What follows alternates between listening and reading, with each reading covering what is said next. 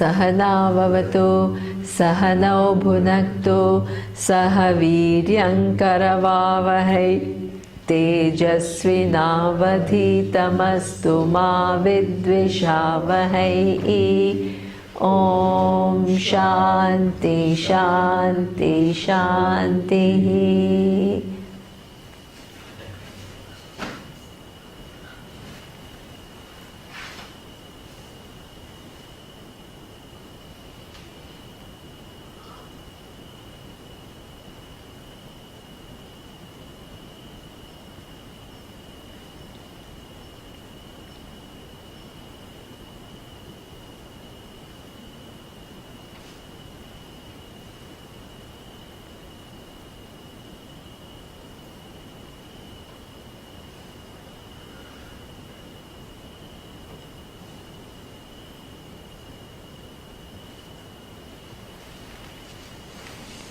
Okay.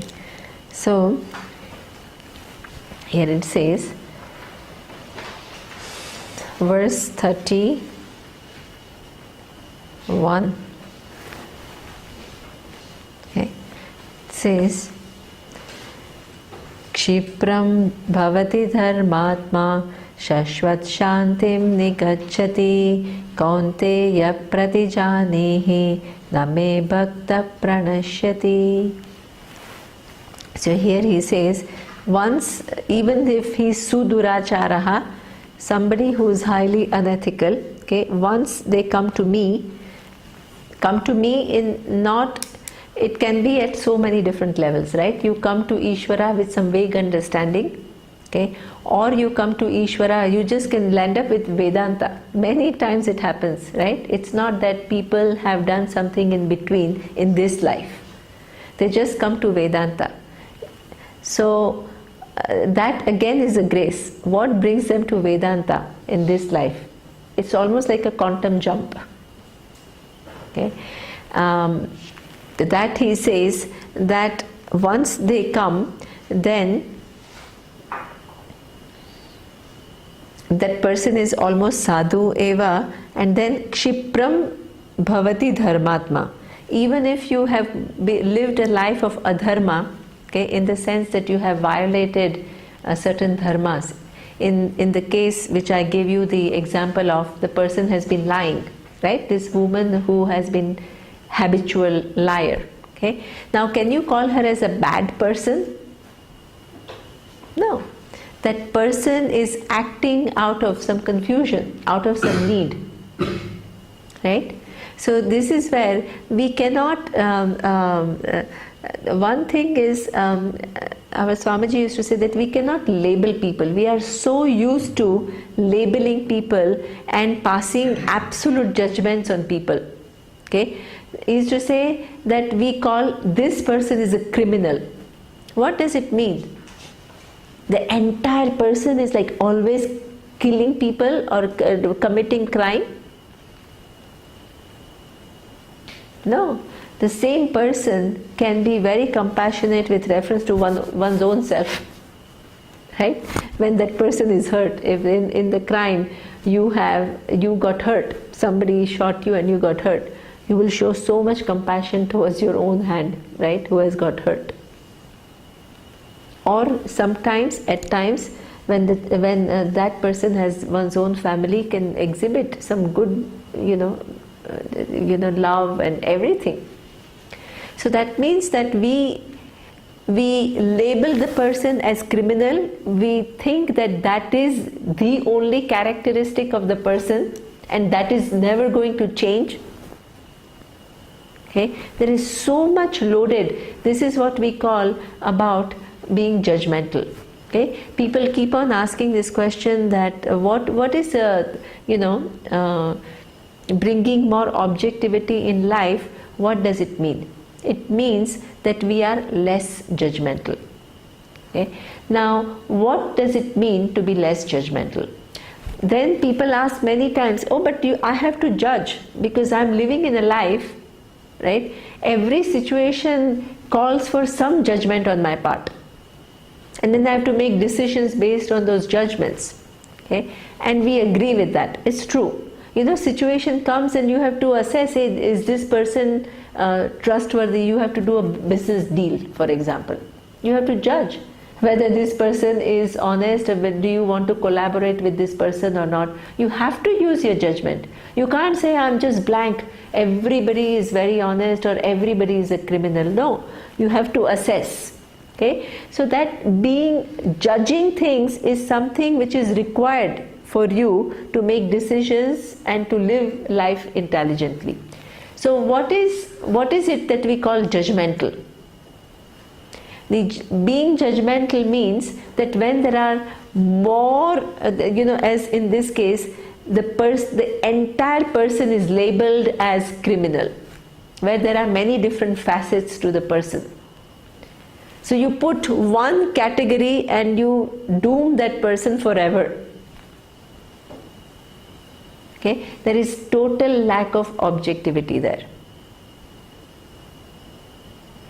Okay, so this is about, and there one has to see that any person can change at any time when one decides, and the only thing that you can do is hopefully help that person to change, rather than more you label the person, more difficult it is. If everybody starts calling you a criminal, imagine.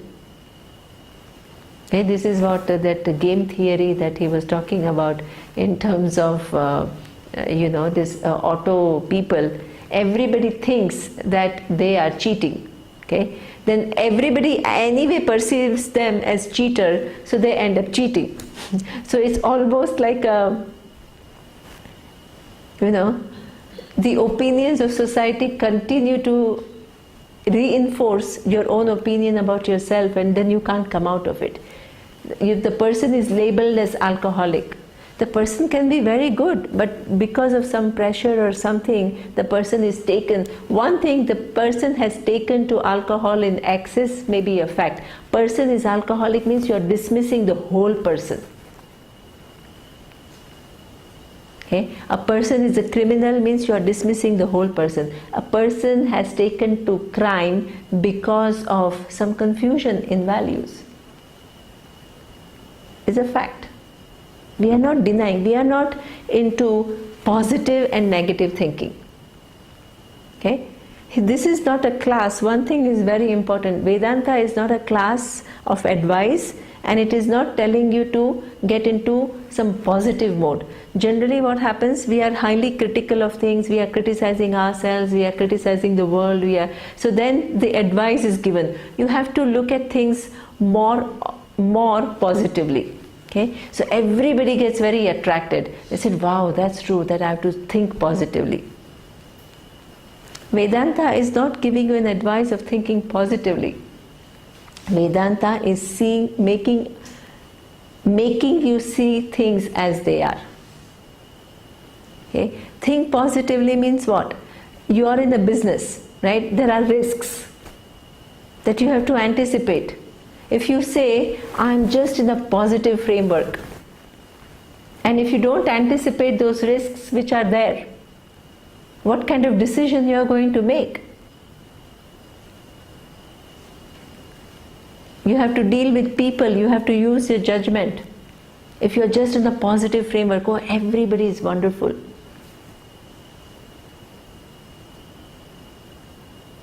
Okay? It doesn't help. Life is seeing things, when there are problems, you have to see them as problems. Only when you see them as problems, you will begin to solve them. The other thing, positive thinking means you want to deny existence of problems by getting into one given framework.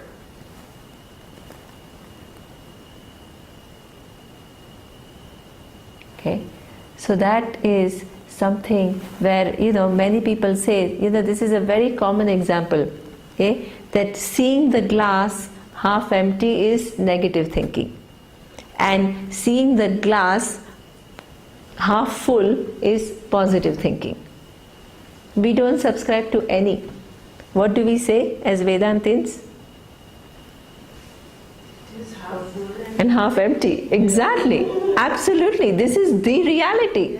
It does That's the real thing. It's half full and half empty. Okay? Only when you see things as they are, you are equipped. Then you said, okay, it's half empty, it's half full. Now how can I make use of this half full glass? That is being objective. But only focusing on that and taking it as reality. Okay? Imagine in this whole huge financial crisis, right? All the stock is going down. But you say, I have chosen to think positively. Okay? I have this money in stock and I'm thinking positively, and nothing will happen to it. While all the stock market is going down, you have chosen to think positively.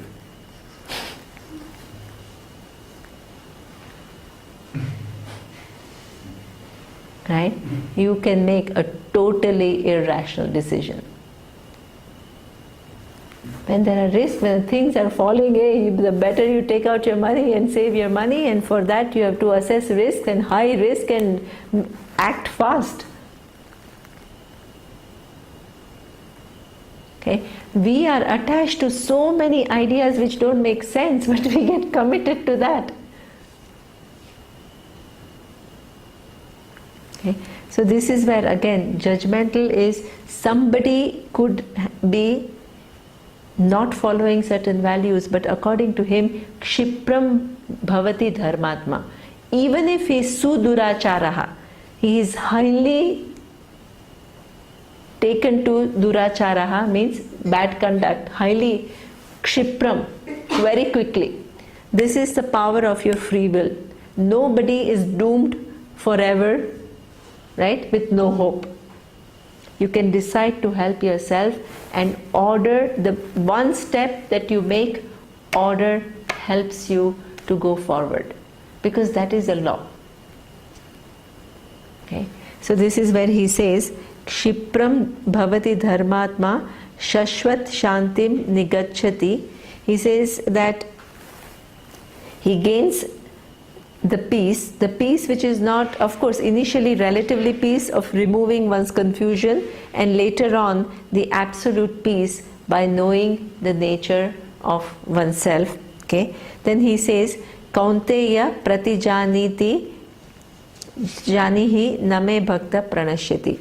The once you have come to anything equivalent to Vedanta Shastra, where you want to know about who you are and what is the nature of Ishvara. Okay? As Marisa, I love that Sufi saying, you can either start by wanting to know God and you end up with yourself, or you start by wanting to know yourself and you end up in knowing the nature of Ishvara. Right? Both are possibility. Okay? And that he says, Name bhakta pranashyati. There is no going down. This is where they say that coming to this knowledge is one of the most significant events in life of a jiva, where for cycles of creation you are bound within this karma and karma phala. Actions, result, unseen results, punya, papa, infinite in nature, in number.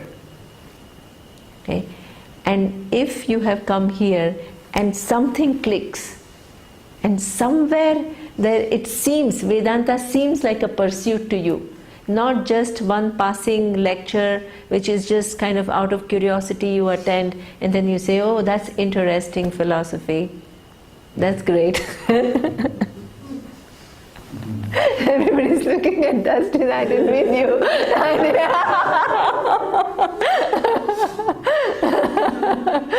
didn't. Exactly, I don't mean at all that that's your outlook, not at all.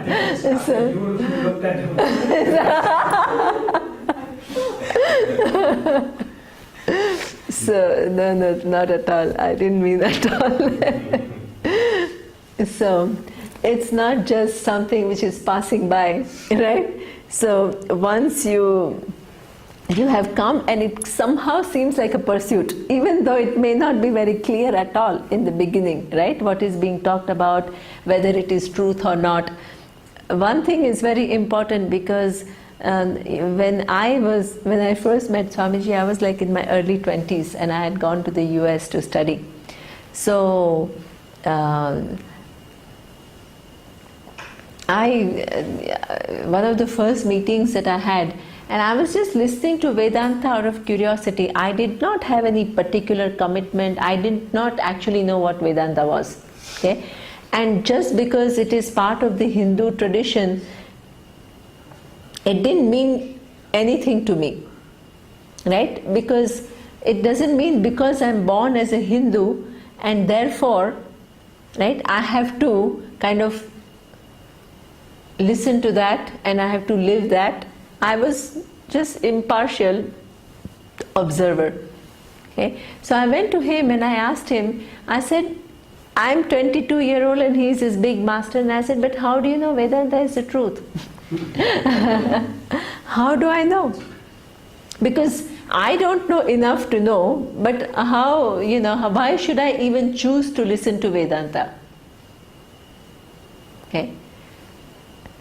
So instead of trying to desperately convince me, he just said, he just smiled and he said that you will know. Okay? What really I liked is neither he was threatened by my questioning, neither he was offended by my questioning.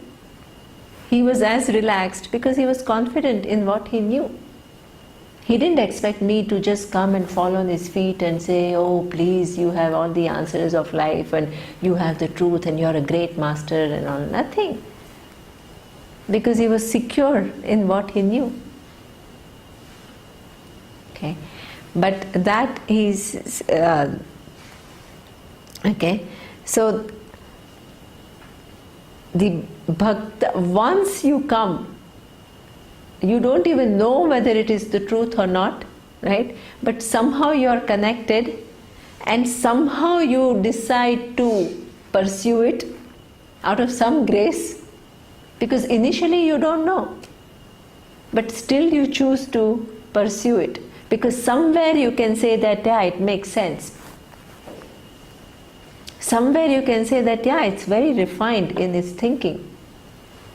It's not just simplistic.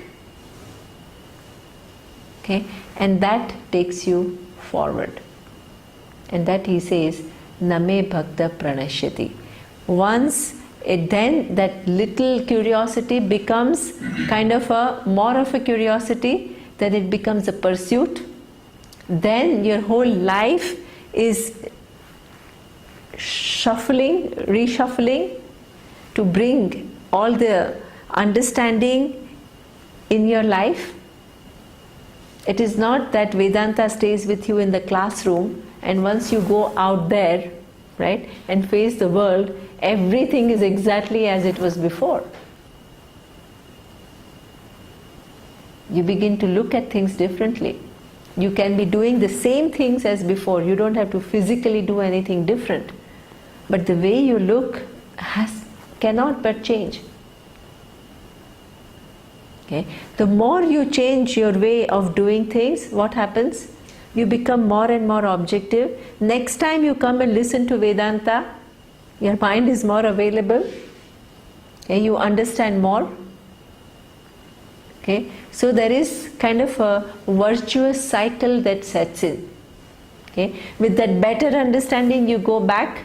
Again, you look at life differently, you refine further your dealings with people, your way of looking at things. The more you align yourself to certain realities, more when you come back, you can understand it better. Okay? So this is what we call the process of growing clarity. You as a jiva who's operating from many subjectivities, as you go on reducing your subjectivities, you understand Vedanta better. And as you expose yourself to Vedanta better, it gives you enough vision to reorient your thinking, both ways.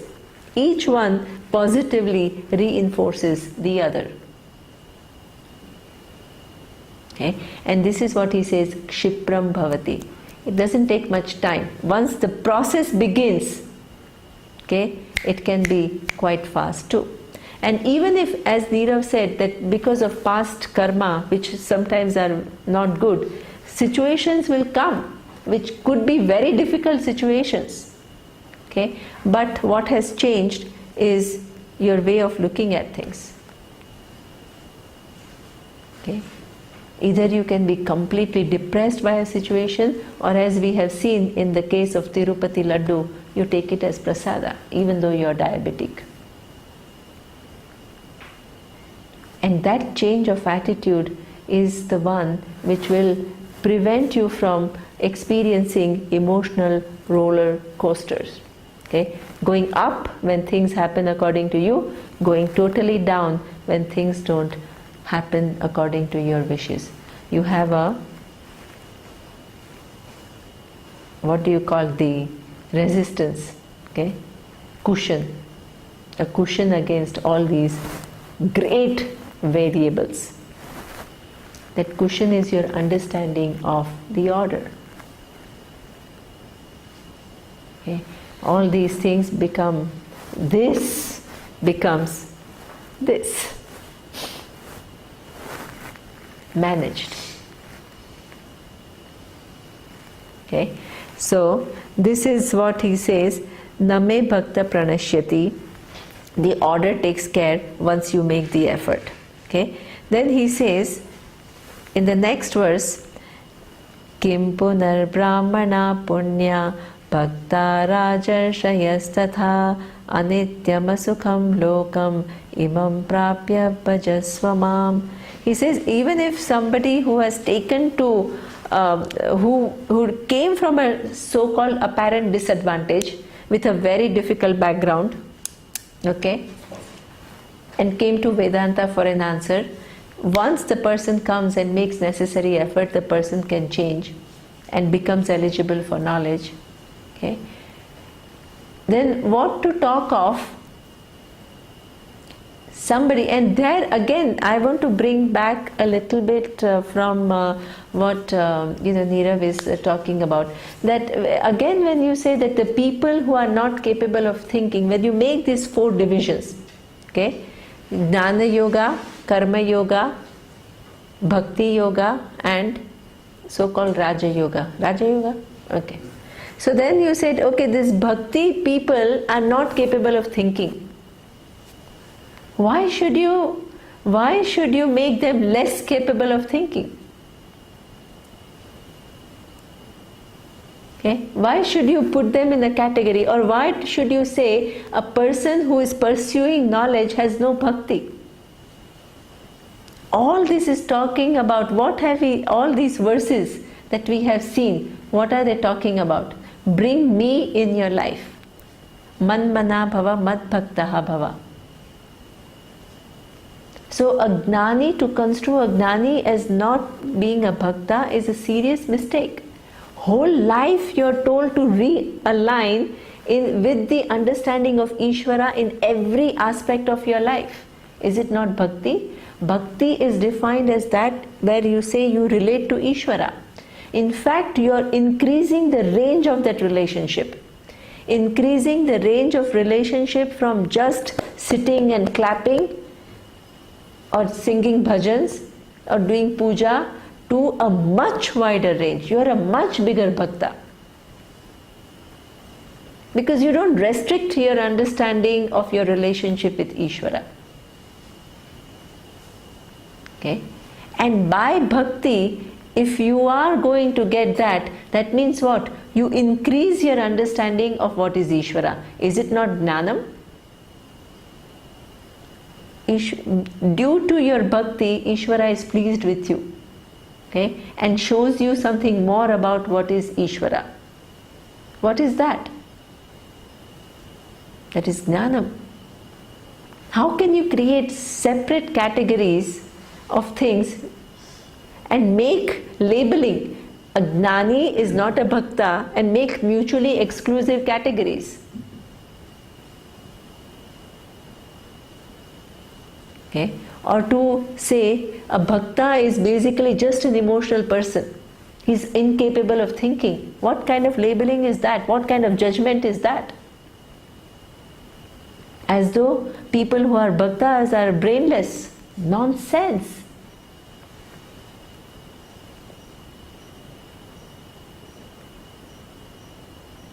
People who are bhaktas have great brains. They have figured out that there is a cause.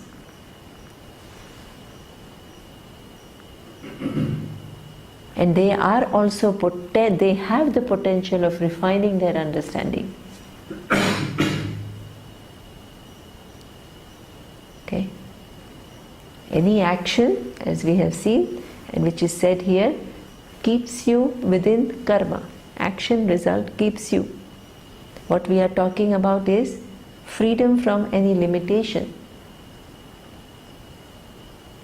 How can these two be parallel things? One is limitless, which is already accomplished. How are you going to, if it's already accomplished, what is the need for karma? And if it is karma, how can it accomplish limitless? Logically, it just doesn't hold. Simple logics.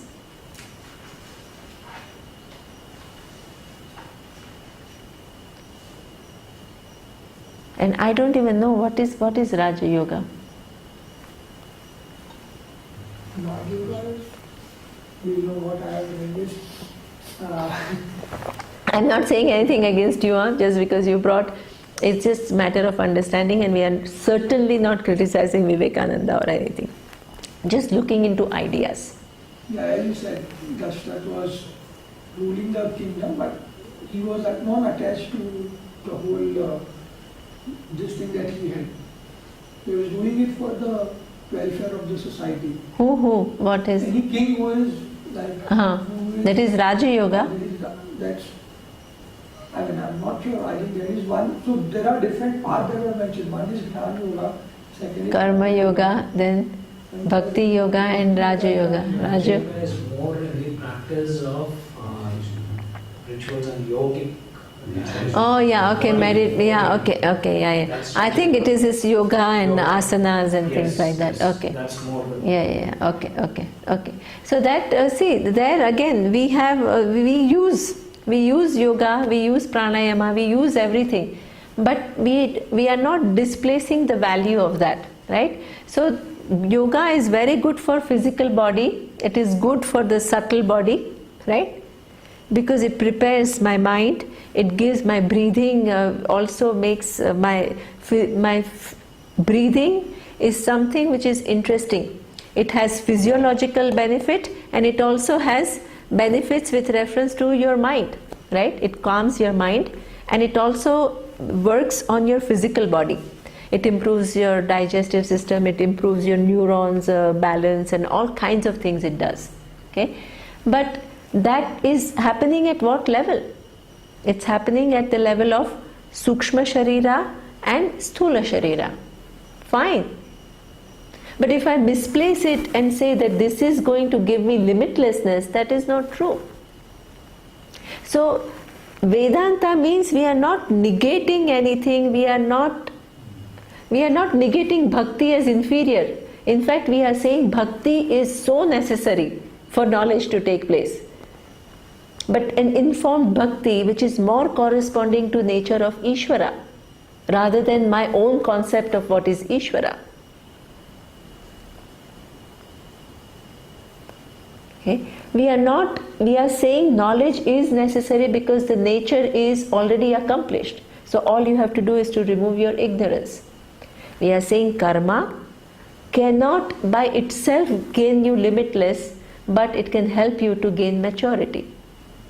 So logically we are not negating other things. We are not saying, oh, we are champions of knowledge and we are negating bhakti as inferior and karma as inferior. In fact, we are saying one person needs it all. And it's not exclusive. You do this and you exclude that, and you do this and you exclude that. We are saying everybody needs all four. One question, I'm not able to register in the end, not very significant, but we discussed right in a one-to-one discussion that there are different ashramas which are the run by under Shankaracharya Math, and you said they take only Brahmanas people for this. If we read this, then what to talk about this? Who are fortunate birds and devoted, but the Kshatriyas and all also can think. So if we think of Shankaracharya as such a high caliber person, at least we expect their pupils to know this fact and they can take non-Brahmanas into their ashram. So why they are not taking it? Yeah, unfortunately, I don't know, there are some conventions, and this is where Swamiji is questioning all of these conventions, and you're right, absolutely. Because here Lord Krishna himself is saying, even if he's suduracharaha, right, somehow he comes to me, which is understanding of Ishvara, which Marisa says either it can start from inquiring into I or inquiring into the nature, and still he is eligible. It's written in Bhagavad Gita. Okay? Then he says, then what to talk of? This is perceived as difficult people, right? People who have not taken to dharma. Then what about those people, okay, who are Brahmanas? Brahmana stands for, as I had said earlier, really in the tradition, how they take it is mistaken, but if you really take it in the tradition, Brahmana is not in terms of the Varna. It is in terms of your guna. We have seen a Brahmana can be Sattvic, Rajasic or Tamasic. A Kshatriya can be Sattvic, Rajasic or Tamasic. A Vaishya can be Sattvic, Rajasic or Tamasic. And a Shudra can also be any of the three. And the whole growth of life, it is Swadharma is to what? Make enough effort so that you become, in terms of what you do, it can be any of the 4 karmas. But in terms of your guna, you become a sattvic person. So when you look at here and it says, what about those brahmanas? In fact, what you have to say is those people who are sattvic, they can be any of the 4. Okay? If you already have, in the other case, you have made some confusion and you have come out of some desperation, okay, because your life is a mess and you are trying to sort it out. Okay? In the other case, you have come out of just some punya where you have not had such a traumatic life or anything, but something has captured your interest. There are many people who come out of curiosity. Okay? It's not that they have some major crisis or anything. Like difficulties, normal difficulties, everybody has.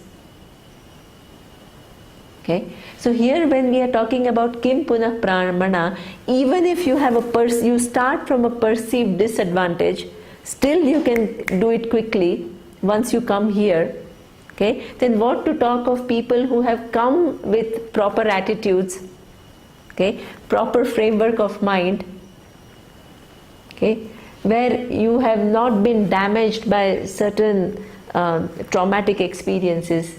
You just want to know more, you want to learn more. They certainly, it's a walkover for them. Okay? It's almost like an encouraging, don't label people, don't say this person can do it, this person cannot do it. Whoever comes, and this is exactly what our teacher does. He says, whoever comes, how many people, you advertise it openly, how many people will come? You have all these techniques and all, you'll have thousands of people coming. You have Vedanta, you can't compare, you really cannot compare. Okay, 100 people. They are all to be considered what? Somehow in the order of things, these people deserve it. They are connected through order of Ishvara. They have made their choice to come. Who am I to reject it? Unless the person is totally, sometimes the person is completely psychologically unhealthy. In that case, in fact, there were cases like that where our teacher helped them to see the psychologist first and said, you first need this help, right? Only when you get more or less okay, then Vedanta will work. Otherwise, as I had said in the morning, right, with your highly projecting mind, you will continue to retain your I here and think I am this limitless, and then start totally be disconnected with reality more than before. Okay, so it is true that person has to be eligible in some way, right? But at the same time, I can help the person to see better rather than judging and saying you are not eligible. Because the whole point of these verses is that who seems to be uneligible, suduracharaha, also can do it. Right? And also fast. No, it doesn't take long. It doesn't mean that because they have had many papa before, it will take them a very long time. You can always help yourself. Okay? So, Rajarshayas tatha. Okay, also the other good births are not only Brahmana but all the people who have had privileged births like princes. What happened in the previous, in fact our structure was really nice because you had all these rishis who were living in the forest, okay, and you had all these ruling people, the kings, who would send their children to the rishis. And they would learn with these rishis. The prince would leave home, they would leave their palace and go and live very simply in a home of a teacher, Gurukul, okay, where they all had to go get the wood to light a fire to prepare food and everything. Live very simply for 12 years, get all the proper values, and then come back and rule the kingdom. Imagine if that is what you have done, and plus at the age of 8 or 9 you have got your Yagnopavitam and you are chanting Gayatri Mantra. Our society, it was amazing that Neera was saying that our society had abundance, lot of things. People were not struggling and they had so much time to think about things which were of much higher nature and much subtler nature than in other societies where they were just struggling to survive. So the thoughts that they have and the refinement and the lifestyle was amazing. Okay, so even this prince who have gained a certain exposure at the right age, and they have lived with these sages for many years, they certainly have an advantage. They will get it very quickly. To think, many times we think that this limitless is just too far.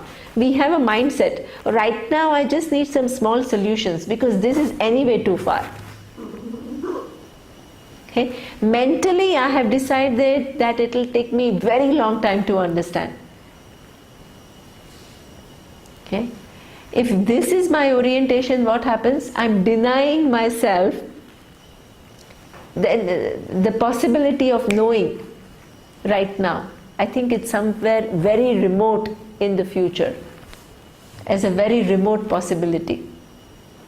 Many times, even after listening to the people, very sincerely come and ask, is it possible to understand this? It almost seems like an impossibility. Okay, and that is something where he wants to encourage, and he says, hey, even if you come from whatever background, once you have started, don't worry, right? The time is not far that you will come to me. He says, Anityam asukham lokam imam prapya bhajasvamam. Okay, so all your other commitments which are limited in nature, which will lead you to what? Anityam asukham. Okay, whatever you get, starting from here, artha, dharma, kama, to all the different positions in the universe as we have seen, in different lokas, it is all anityam. Anityam means bound by time and place. Places that you go to are subject to time and space. Bodies that you take on, subject to time and place. Okay. Powers that you have, limited in nature. The time that you spend, determined by your punya, limited in nature. Any other pursuit is, he says, anityam. Anitya means nothing is permanent. And asukham. Asukham because you continue, the more pleasurable it is, you continue to hold on to it. But what is the nature? It is going to go. One more punya, expanded. Okay? Dosa, punya, expanded.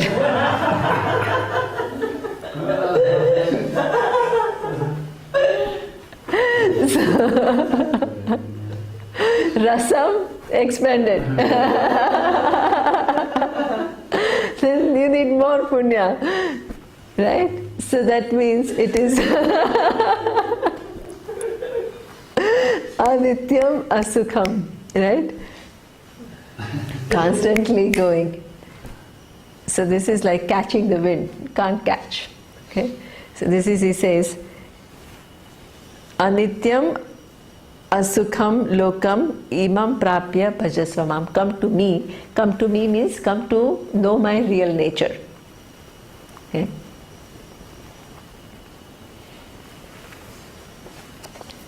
Last verse.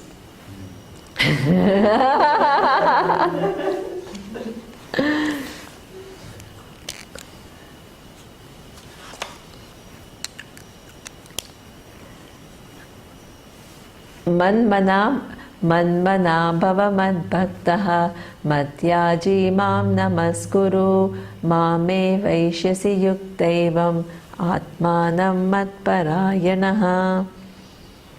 Okay. As we said, may you become the one whose mind is committed to me. Okay. Again, there is jnanam and there is bhakti. Okay. Your mind is committed to me. What? The cause of the universe. Is it not bhakti? You are a bhakta of a highest kind, for whom Ishvara is not an object. If Ishvara is an object, it has to be in my buddhi in order for it to exist. Okay? The loved one, many times you are away and the person is forgotten. Okay? Out of mind, out of sight. If your relationship with Ishvara is the minute you walk out of the temple, he is out of your mind. And when you are doing other things, he is not, it's not part, there is no Ishvara, that is not what kind of relationship you have. Very impermanent relationship. What kind of bhakti? Whoever is the biggest bhakta is able to sit 24 hours and sit and do bhajans. It's impossible. Maximum 1 hour, 2 hour. Then rest of the hours you are not a bhakta.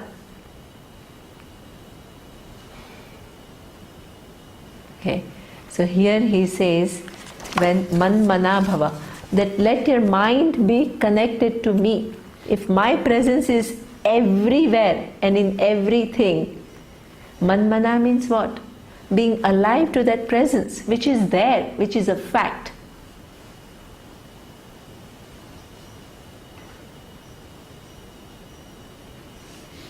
When I get up and I look at the sun, what? I understand the presence. I bring to my mind the presence of blessing, which makes my life possible. When there is water, I do Achyutaya Namaha, Anantaya Namaha, Govindaya Namaha. I pray to myself, I say, hey, I am what? That which is never touched by anything. What a good self-esteem. I feel I am totally burdened, right? With all the mess or all the difficult experiences that I have gone through. Now I say, I am Achyuta, I am not touched by anything. I am Ananta, I am limitless. But I don't know it now, but I can know it, Govindaya Namaha. Look at the small, how long does it take? How long? Achyutaya Namaha, Anantaya Namaha, Govindaya Namaha. Not even 1 minute. We think, oh, we don't have time for all of that. Okay. You go and you eat food. Brahmarpanam Brahma Havihi Brahmagnau Brahmanahutam Brahmaiva Tena Gantavyam Brahma Karma Samadhina. I remind myself the food is nothing but manifestation of Ishvara. The eater is nothing but manifestation of Ishvara. The digestive fire is nothing but manifestation of Ishvara.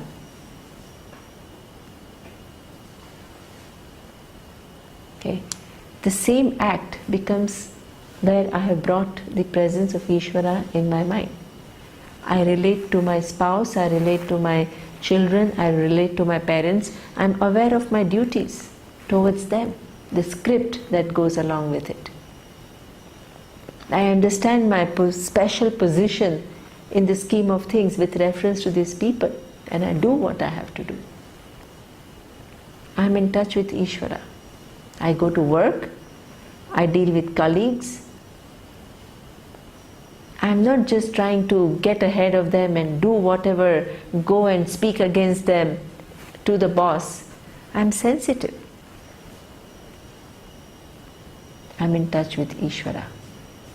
I do my job without trying to avoid my responsibilities. I am in touch with Ishvara in form of my Swadharma. I make decisions based on not just my short-sighted view of things, but looking at the long-term implications of the decisions that I make.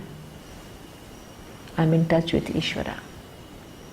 When situations come which are difficult, instead of just either calling myself as a failure or calling the world or people as mean or persecuting me, I understand as situations coming to me from the order which is infallible in nature. I'm in touch with Ishvara.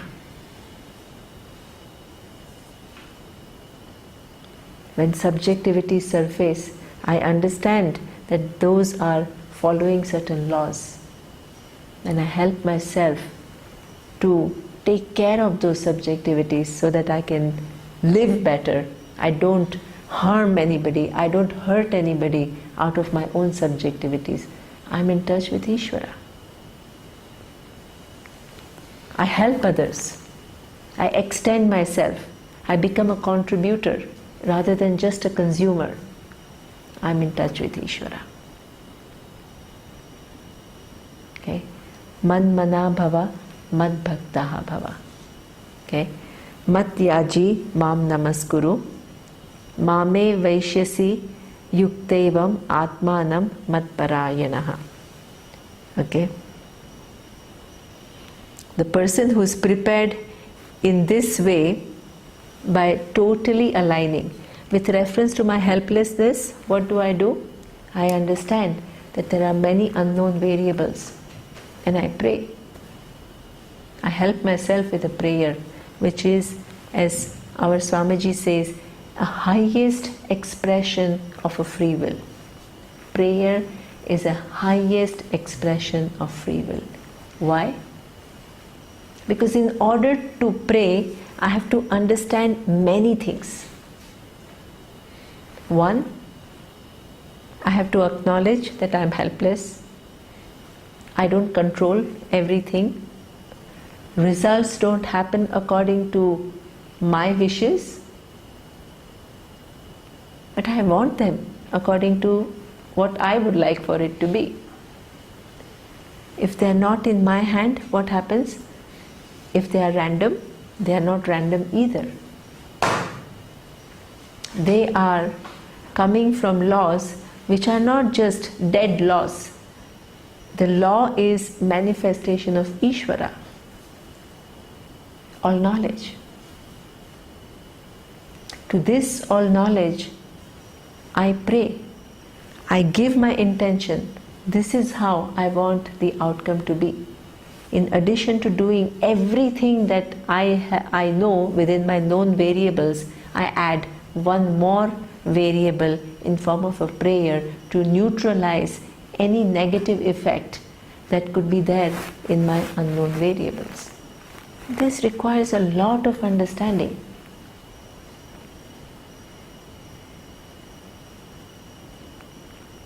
And even if the outcome doesn't come according to my expectation, I still am able to say prayer works.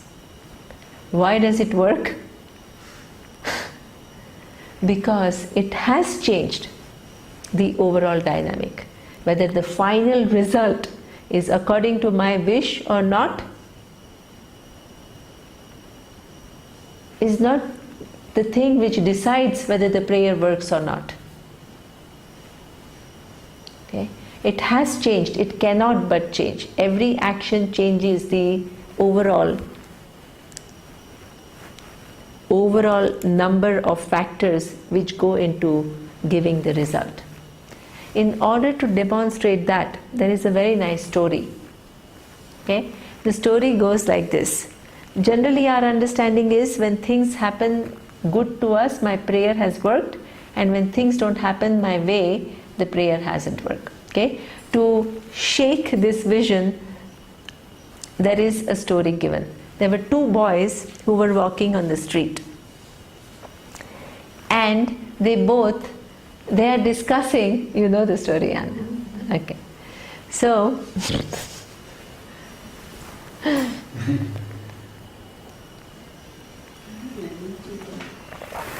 okay.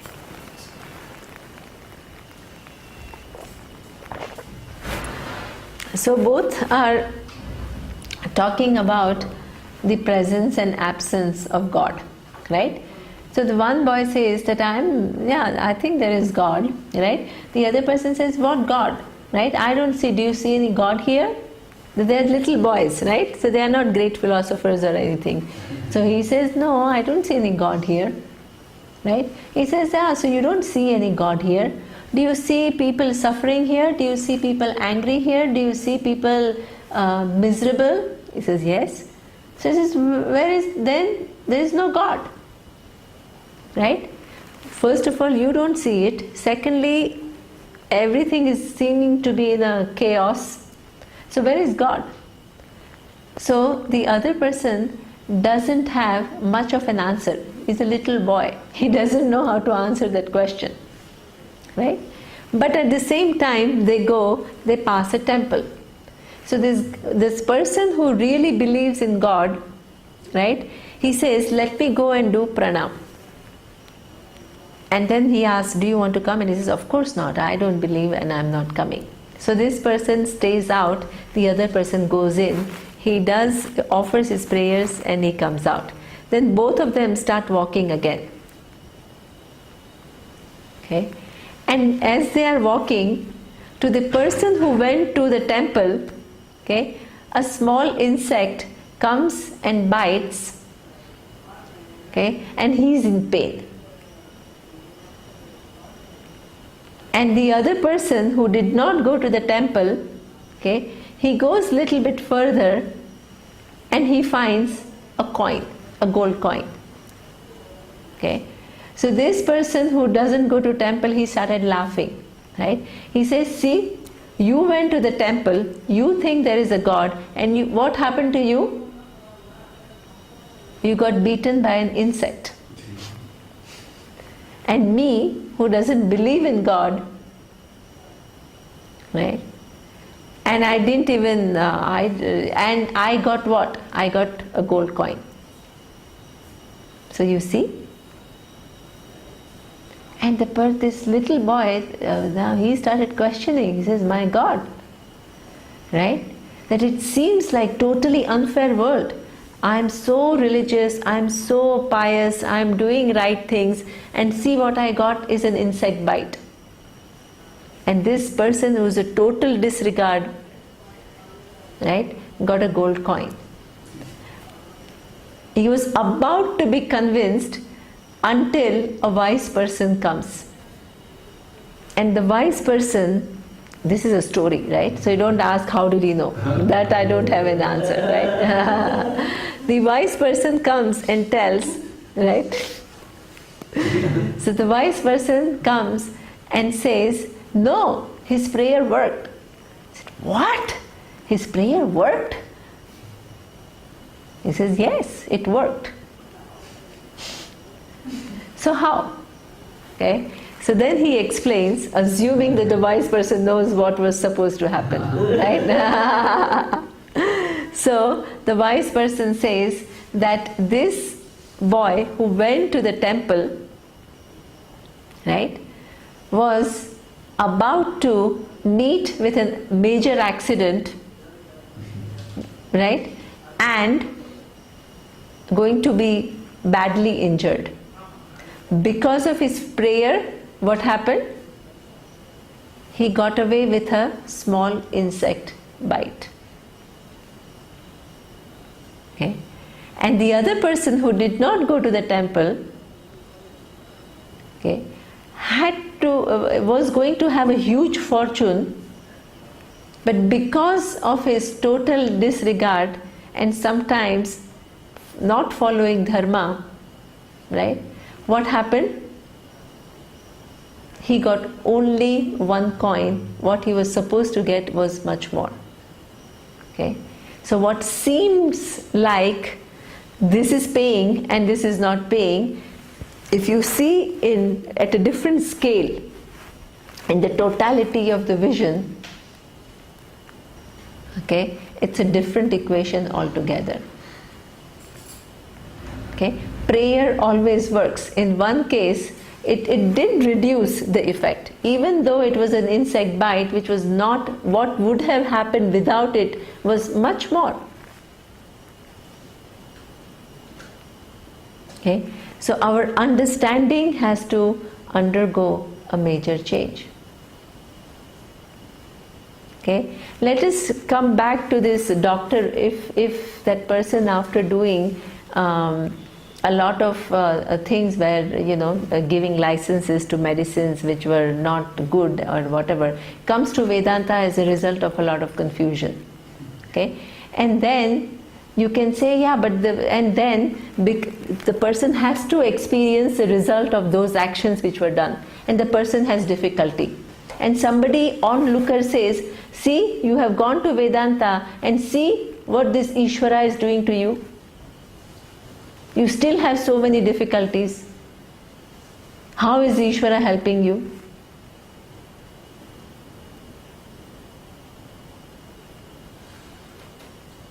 You see? There is an order. Nobody can get away from past karma, but everybody can help oneself to, through the prayers and through free will, okay, to grow and to overcome every difficulty and ultimately to know the final truth. Okay. So this is what is the promise of Lord Krishna. Okay. So neither you call yourself as somebody who is very far away from knowledge and don't give a chance for knowledge to take place,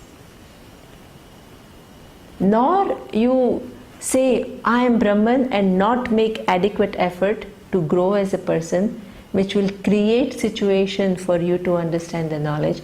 The whole life becomes beautiful. When you are in the pursuit of truth, when you discover Ishvara is always with me, I am never away from Ishvara, what a beautiful life it is. Let anything can come. Anything, I am ready for it. If that is the vision of my life, life is beautiful. Okay? The last story, and then I will end. Okay? You are at the plains, Rishikesh, okay? And you want to go to where? Badri. Badri is in Himalayas, on hills, high mountains, not at the foothills. Okay. If you are sitting in Rishikesh and imagining going to Badri, seems like such a difficult thing. Long journey on winding roads, landslides, the possibility of everything being blocked, how what happened in Kedar, so many people are stranded for days altogether.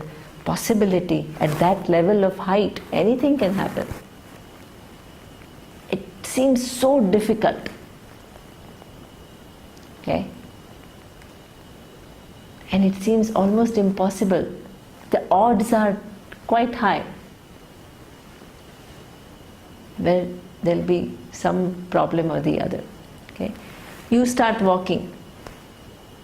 You start walking and you start seeing what? Beauty, incredible landscapes, valleys, rivers, confluence, flowers, snow. It is just enchanting. As you start and you start seeing that, the journey is what? All the way beautiful. Sitting and imagining all the problems, right? Oh, it is so far, it is landslides and it is difficult road and I'll get sick and you know, you can just stay there and you can just say it's too much away. But once you start, what? Life takes the visions that you see in those mountains are something that stay with you. It's pleasurable all the way. Once you have Vedanta in your life, life becomes for the first time pleasurable all the way. Not because there is not going to be difficulty, not because there is not going to be any challenge. You are equipped, your buddhi is equipped to deal with anything and ready for everything. And your sight is on the most beautiful thing, which is knowing your own limitlessness. And your identity with Ishvara. What a beautiful life. Okay? Life committed to the truth, life committed to the growth, your own growth. It's a blessing. It is a blessing which has come your way, and now what happens to you is dependent upon your free will and also grace. So with that, I end chapter 9 of Gita. Okay. Om Purnamadav Purnamidam Purnat Purnamudachyate Purnasya Purnamadaya Purnameva Vashishyate. Om Shanti Shanti Shanti. Om Shri Gurubhyo Namaha. Hari Om.